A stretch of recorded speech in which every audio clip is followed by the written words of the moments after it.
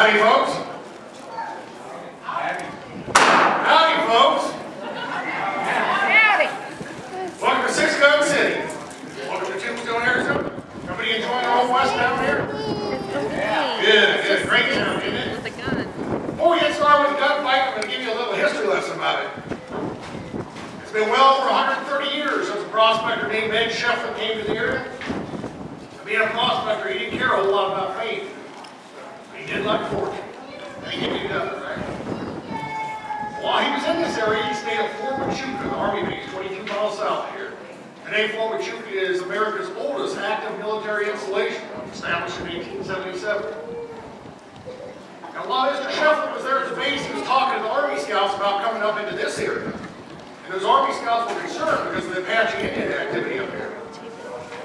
They warned him pretty much straight up. They said, if you do go up there, the only kind of a rock or stone you're likely to find will be your own tombstone. Well, luckily for us, Mr. Shefflin, he was a stubborn man. He did not heed those Army Scout warnings. He made several excursions up here looking for his minerals. Then one day, by sheer luck or grace of God or whatever you want to call it, he looked out on the desert. Laying right on top of the ground was a silver vein. It was 8 inches wide by 12 feet long. Now, it was customary in those days to name your claim. So he thought it'd be funny if he named it the Tombstone in honor of Mr. Shefflin and his silver. And those Army Scout warnings. So the town grew up around the silver. By 1881, we boasted a population of 20,000 people. But truth be told, we don't know how many people were here. Because see, they thought differently back then. To be part of the census back then, you had to be white, you had to be male, you had to be an American. There might have been 30, 40, 50,000 people here. We just don't know. What we do know is that Tombstone got very big. At one point, Tombstone was the biggest city between St. Louis and San Francisco. To give you an idea how big we got, Allen Street, the main street up here, at one point had 106 saloons on it. 106 saloons. I don't know about you folks, but that's kind of my idea of heaven. But it's also a recipe for disaster. I mean, think about it.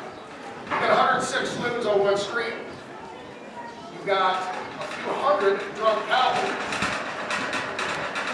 All of them armed. You don't have to be a great mathematician, I don't think, to know the end result. It's chaos and mayhem.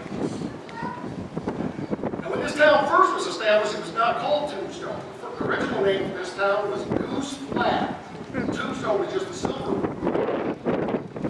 In the 1870s, Cochise County annexed the town. All the miners got together, they decided to rename it. They decided to rename it to Tombstone in honor of Mr. Shefflin and his silver mine. I'm glad they did, too. I can't imagine Val Kilmer and Kurt Russell doing a movie called Goose Flats, can you? As far as the Red Light District goes, that too was big business here. The Red Light District began there at the Birdcage Theater. It was 2 blocks wide by 8 blocks long. At one point, Tombstone had 3,400 registered ladies of the night. 3,400. Sounds like a hard place to hold on your paycheck, doesn't it? Now, I use the term register because, see, back then, to be a lady of the night, you had to go to City Hall, pay a fee, and get a license. So, yeah, Tombstone was making money off those shady ladies back then. But this town, first and foremost, was a mining camp, made possible due to the silver that lies in the ground. Today, Tombstone is Arizona's second largest tourist attraction, second only to that big ditch up north that they call the Grand Canyon. But this town is still here today because of bloodshed. You folks are all here today because of bloodshed, which makes you a good individual. That's okay, because I am too. Now, to give you an idea of the carnage that took place here, we use the years 1876 to 1879. Now, if you take that, compare that era to modern-day New York or Los Angeles, you can indeed have a higher murder rate. I often tell people that if I could get in a time machine and come back here, I want to come back as an outlaw or a gun.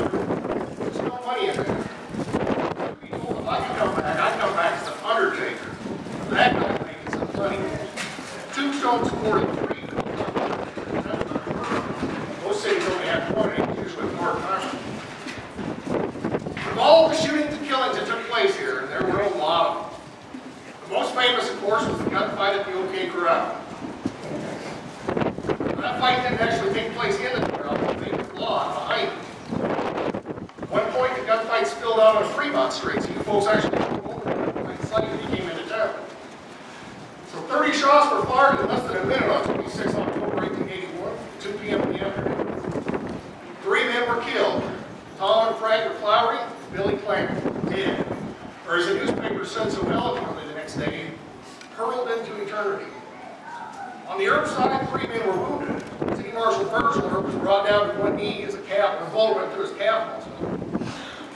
His younger brother, 31-year-old Morganer, looked like the hand guy came down and slapped him as a bullet went between his shoulder blades. Then there was John Henry Holliday, better known as Doc Holliday. The movies don't show this, but he actually did receive a bullet in that gunfight. It hit him in the hip area and ricocheted off his gun belt.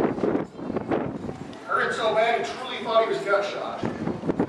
The only man to stand in that fight and not receive a bullet was a fellow called Wyatt Earp. You folks heard of Wyatt Earp?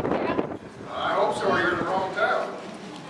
So today, folks, we're going to do 5 historical reenactments of shootings